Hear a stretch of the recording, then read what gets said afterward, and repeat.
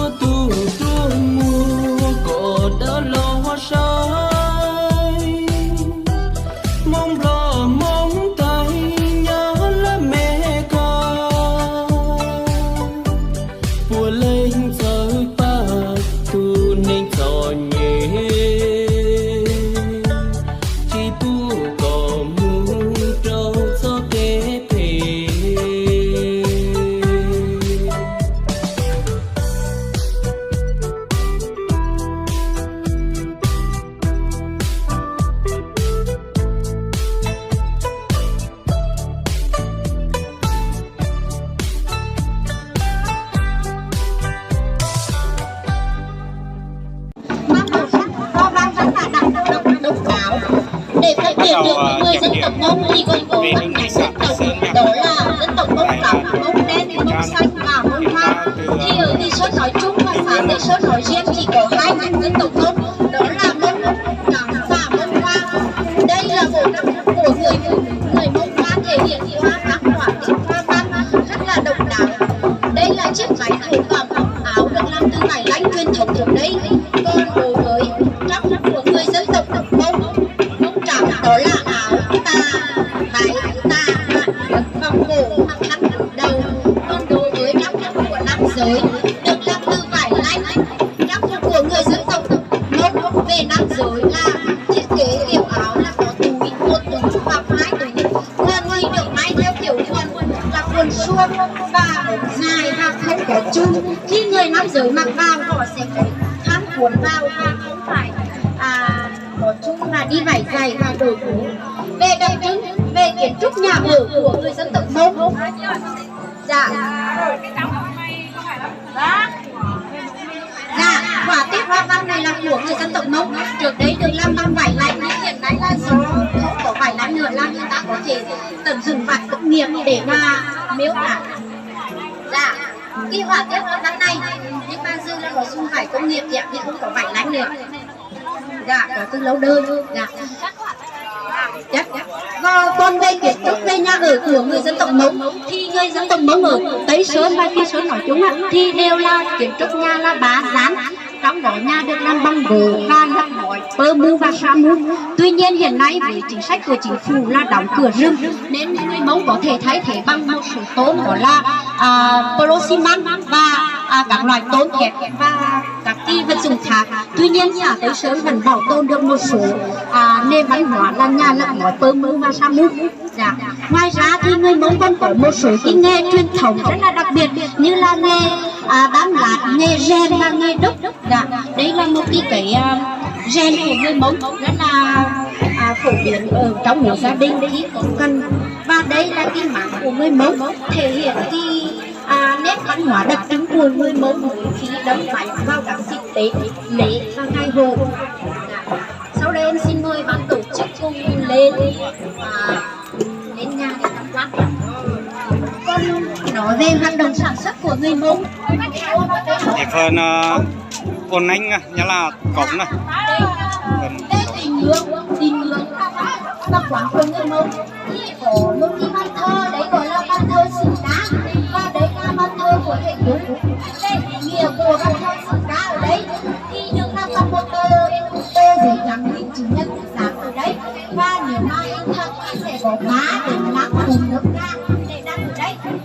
Ban thơ Sử Đá là tượng trưng cho sự giàu có của người Mông, và vào mùa sinh Tết đến người Mông sẽ thay được tờ được vào hai má của Tết và lấy một con cá trống để đấy để mà người Mông thơ ban thơ Sử Đá. Và ban thơ Sử Đá lần này thì có sự giàu có của cải và bảo vệ nên tài sản của gia đình.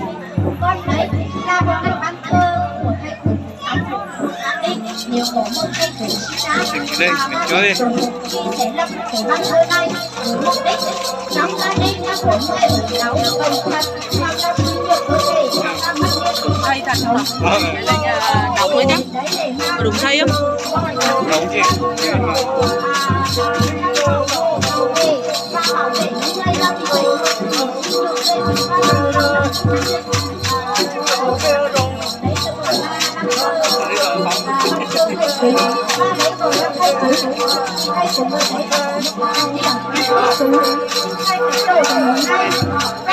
Quy định tuổi không? Không quy định. Quy định đàn ông là được, phụ nữ cũng được. Đâu ổn mới làm cổng chứ không phải tự làm đâu. Nhưng mà không phụ nữ không được. Phụ nữ không có cả. Có phụ nữ là Không có phụ nữ cả.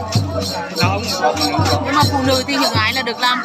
Ai thì do cái nó là do mình đâu ốm, có người là đâu ốm khoảng Gia đình tự chọn. 2-3 năm thì mình được chưa làm. Không, tức là có chọn phụ nữ làm thì cũng không. Không chọn cả. Cái quy định cái rằng là chọn họ, tiêu chuẩn là rằng Tiêu chuẩn là tôi có người thì từ 10 đến 20 tuổi cũng làm rồi, có người thì 30 đến 40 tuổi. là lấy vợ lấy chồng rồi hay là như thế nào thì mới được chọn hay là có người chưa chồng chưa vợ thì cũng được.